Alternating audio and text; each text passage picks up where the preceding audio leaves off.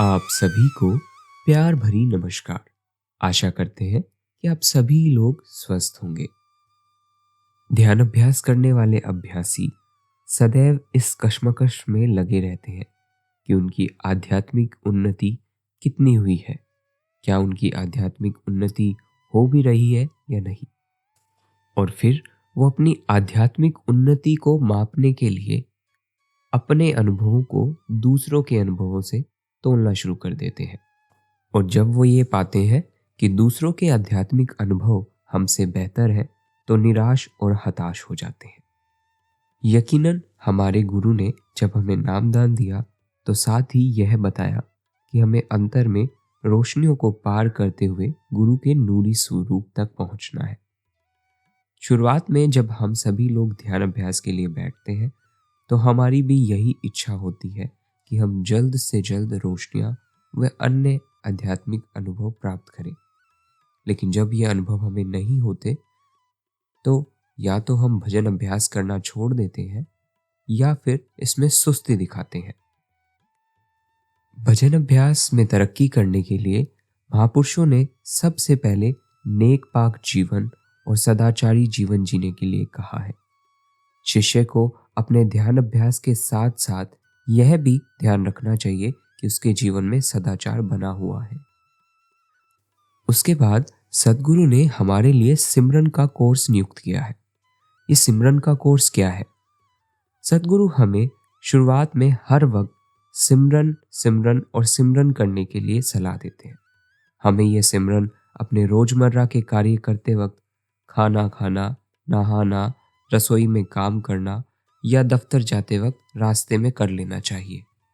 क्या हम ये देखते हैं कि पूरे दिन में किस वक्त हमने रोजमर्रा के कार्यों के साथ सिमरन जारी रखा? हम पूरा दिन सिमरन की तरफ ध्यान नहीं देते। यदि ध्यान देते भी हैं तो सिमरन एक यंत्र की तरह करते रहते हैं, एक मशीन की तरह, जबकि संतों ने कहा है कि सिमरन प्यार से करना चाहिए। एक व्यक्ति ने महाराज जी से सवाल पूछा, महाराज जी मुझे अंतर में रोशनी नहीं दिखाई देती। इस पर महाराज जी ने जवाब देते हुए कहा था, अभ्यास में बैठकर सुमरन करते वक्त रोशनी को देखने की कोशिश नहीं करनी चाहिए।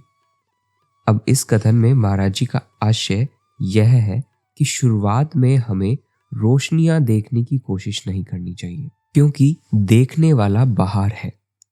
हम जो भी कार्य अपनी रोजमर्रा की जिंदगी में करते हैं, खाना खाना, पढ़ाई करना, व्यापार करना, उन सभी कार्यों को करने के लिए हमें सूरत या ध्यान की आवश्यकता होती है। जब हमारी ये सूरत बाहर के कार्यों में लगी हुई होती है तो हम वो कार्य अच्छे से कर पाते हैं। तो अगर हम ये सूरत बाहर लगाएंगे तो बाहर के कार्य यकीनन अच्छे होंगे। लेकिन जब तक सूरत लौट कर अंदर नहीं आती, यानी कि अंतर्मुखी नहीं होती, तो नज़ारे कौन देखेगा? देखने वाला तो बाहर है।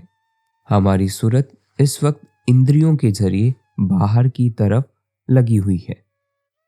इसीलिए आज के समय में जितने भी योगाचार्य वह सबसे पहले ध्यान अभ्यास के ऐसे सत्रों का आयोजन करते हैं जिसमें कि अभ्यास करता पहले अपना ध्यान अपने शरीर पर टिकाता है, अपने पैरों पे, पेट, छाती, हाथ, कंधे, अंत में श्वासों पे टिकाकर और वहीं पर ध्यान को समाप्त किया जाता है।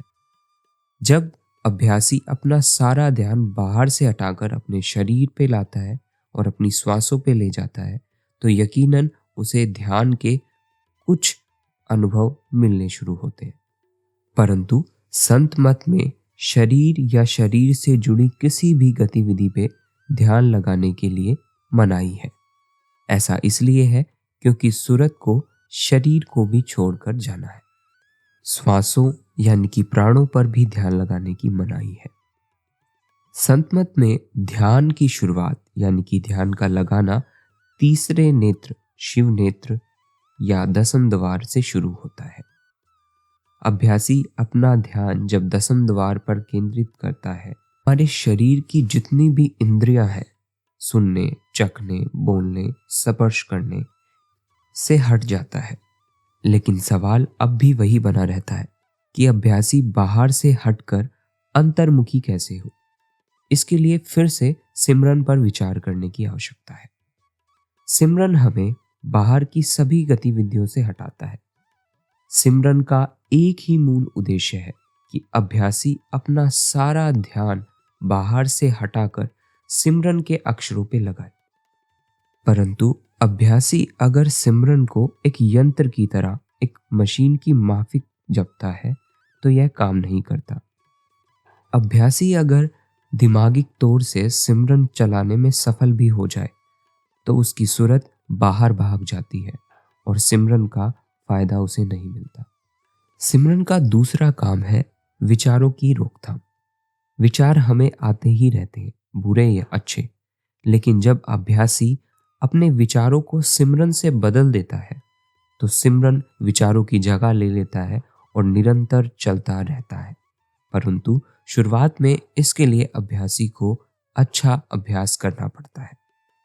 अभ्यासी को चाहिए कि वह सिमरन के अक्षरों को एक एक करके जपे, पहला, दूसरा, तीसरा, इसके बाद क्रमशः चौथा और पांचवा।